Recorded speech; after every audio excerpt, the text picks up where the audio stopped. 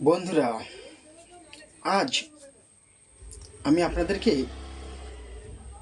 এই জনগণনার ৮ থেকে ১০টা একটা এমন প্রশ্ন, সেটা আপনাকে সঠিক করে ওখানে সাবমিট করতে হবে আপনাকে সরকারের ডিটেলসে, যেখানে আপনাকে ৩৪টা প্রশ্ন জিজ্ঞাসা করবে।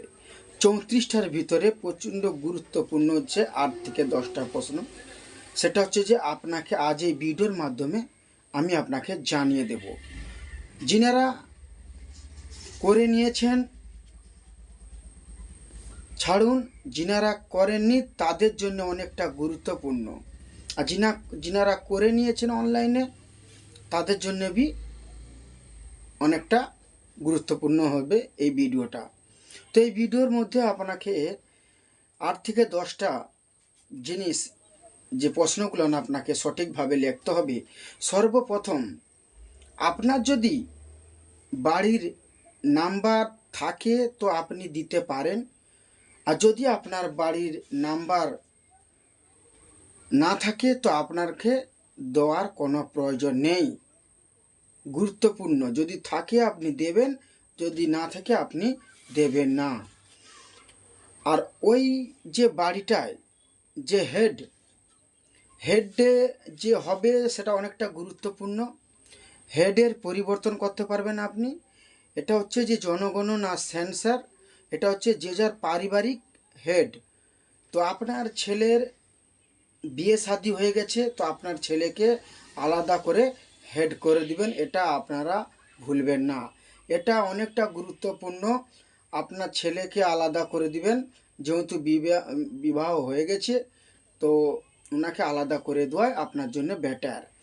সেন্সারে যখন আপনি একসাথে একটা হেডের উপরে আপনি আপনার ছেলেদের যোগ করে নেবেন, তো পরবর্তীকালে দেখা যাচ্ছে আপনার ছেলে ওখান থেকে আলাদা হয়ে গেছে। তো সেই জন্য বলবো, এখন সেন্সার প্রতি বছর হবে না, হয়ে থাকে সরকার যখন চায় তখন হয়। পাবলিক, সাধারণ মানুষ জাস্ট খালি হ্যারাসমেন্টের জন্য হয়ে থাকে। কেন, সরকার যখন ক্ষমতায় এসে কখন কি করে থাকবে সেটা সাধারণ মানুষ জানে না, কিন্তু সরকার বলে এক, করে আর এক।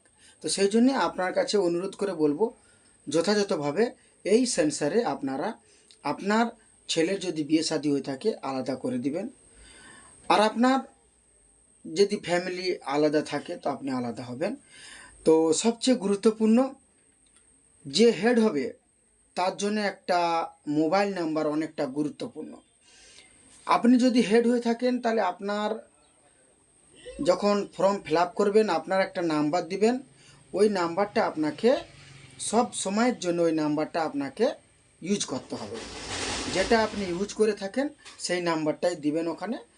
তো তাহলে কী হবে, আপনার ওই নাম্বারটা আপনার কাছেই থাকবে, কোনো পরিবর্তন আর হবে না। তো যে হেড হবে তার জন্য আলাদা আলাদা নাম্বার দিবেন। আপনার বাড়িতে যদি দুটো ছেলে আলাদা থাকে তাদের দুটো ছেলেরই আলাদা আলাদা নাম্বার দিবেন, কেননা ওই নাম্বারটা আপনি পরিবর্তন করতে পারবেন না, ওই নাম্বারটা আপনার কাছে সঠিকভাবে গোছ করে রেখে দিবেন, কেননা ওটা অনেকটা গুরুত্বপূর্ণ। সেন্সার আজ হয়েছে, আগের বছর হবে না, হলে 10 বছর, 20 বছর, 25 বছর যখন লেগে যাবে, সরকারের ইচ্ছা সে করবে। তো সেজন্য এই ভুলটা করবেন না। আর একটা কথাটা হচ্ছে যে যদি আপনার ইমেল আইডি থাকে তো আপনি দিবেন, না থাকলে দেওয়ার কোনো প্রয়োজন নেই। বুঝতে পারলেন? তো এই কটা প্রশ্ন আপনাকে বলতেছি, এগুলোটা ভালো ভালো করে মনোযোগ দিয়ে শুনবেন, ভুল করবেন না। আর যিনি হেড হবে, হেডের নামটা সঠিকভাবে যেটা আছে সেটাই আপনি বসাবেন। যদি আপনি ভুল করে থাকেন, ভুলের সংশোধন হবে। কোথায় হবে আমি এই ভিডিওতে আপনাকে বলে দেবো। আপনি ভিডিওটা স্কিপ করে যাবেন না, ভিডিওটা দেখতে থাকুন, আমি আপনাকে বলে দেবো কোথায় হবে।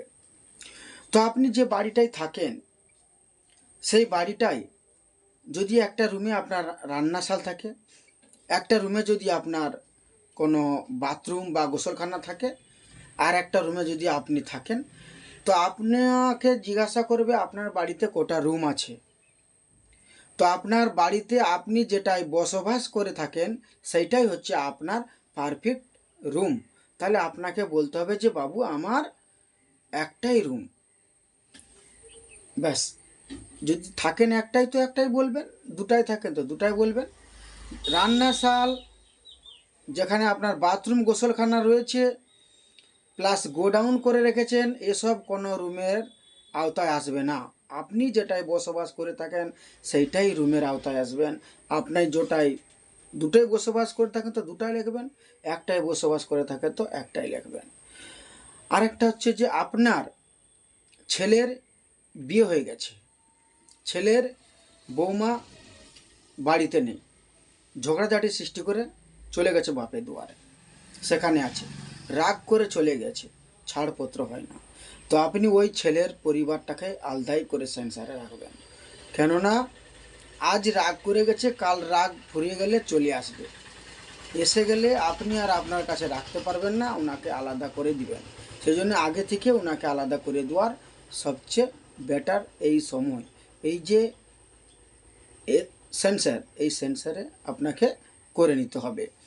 আর একটা, যদি যারা ফর্ম পূরণ করেছেন অনলাইনে, 1 তারিখ থেকে শুরু আছে, আজ 3 তারিখ, যদি ফর্ম অনলাইনে সাবমিট করে থাকেন, যদি মনে হয় কোনো একটা ভুল করেছেন, তো আপনার বাড়িতে 16 তারিখের পরে ভেরিফিকেশানের জন্য সরকারি দপ্তরের অফিসাররা যাবে, আপনার যেটা ভুল হয়েছে সেটা সঠিক ওনাদের কাছে তুলে ধরবেন।